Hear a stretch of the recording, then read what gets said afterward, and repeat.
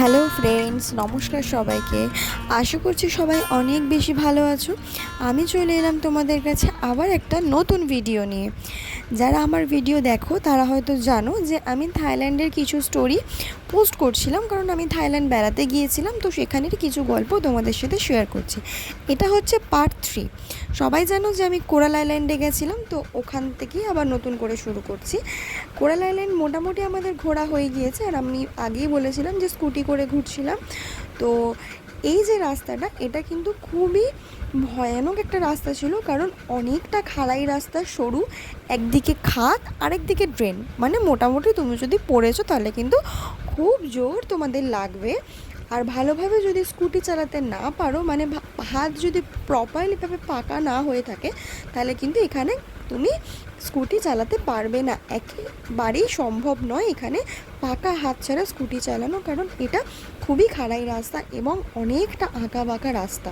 মানে রাস্তা যেরকমভাবে বাঁক নিয়েছে, প্রচণ্ড পরিমাণে বাঁক নিয়েছে, এবং সেই বাঁকটা অত্যাধিক খাড়াই। তো বুঝতেই পারছো যে কেমন রাস্তা, আশা করছি অনুমান করে ফেলেছো এতক্ষণে।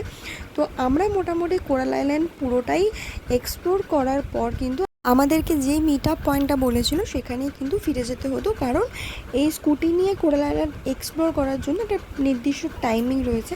সেই টাইমিংয়ের মধ্যেই তোমাকে সেই জায়গায় পৌঁছে যেতে হবে, আদারওয়াইজ কিন্তু তোমাকে ছেড়ে দিয়েই কিন্তু আবার ওরা পাটায়া সিটিতে ব্যাক করে যাবে।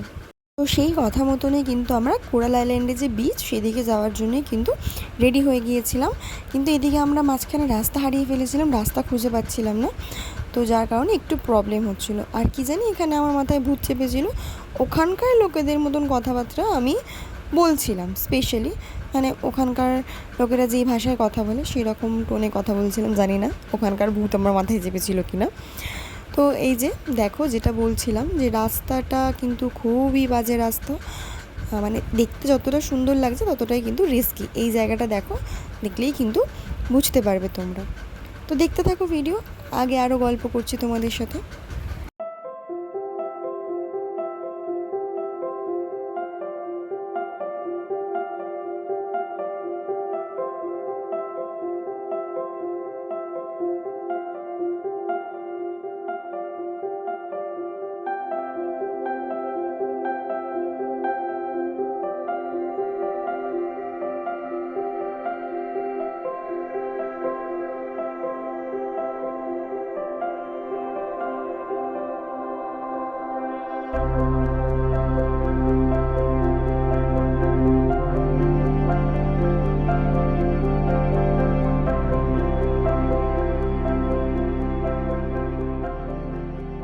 দেখতে দেখতে আমরা কোরাল আইল্যান্ডের বিচের সামনে চলেও এসেছি। আর এখানে এসে আমি আবার একটুখানি স্কুটি নিয়ে পাকামো মারছিলাম।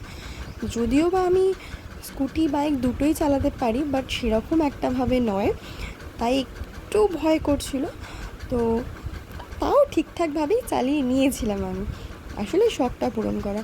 দেন আমরা একটুখানি ডাবের জল খেয়ে নিলাম। আর এখানে আমি দিদিটার ফেসটা একটুখানি ব্লার করে দিয়েছি, তার কারণ ওনার একটু প্রবলেম ছিল।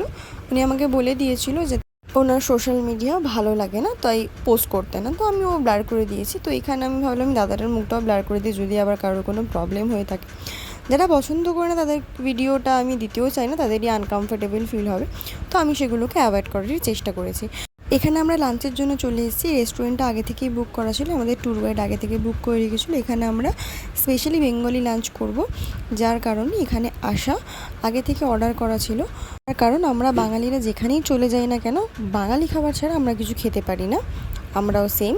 আজকে এটা ছিল আমাদের লাঞ্চ করে আমরা হোটেলে ব্যাক করেছিলাম।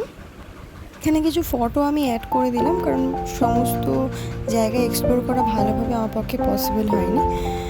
আমার ভিডিও যদি তোমাদের দেখতে ভালো লেগে থাকে তাহলে অবশ্যই আমার চ্যানেলটাকে সাবস্ক্রাইব করো এবং ভিডিওটাকে লাইক করে দিও এবং শেয়ার করে দিও। Thank you, tata.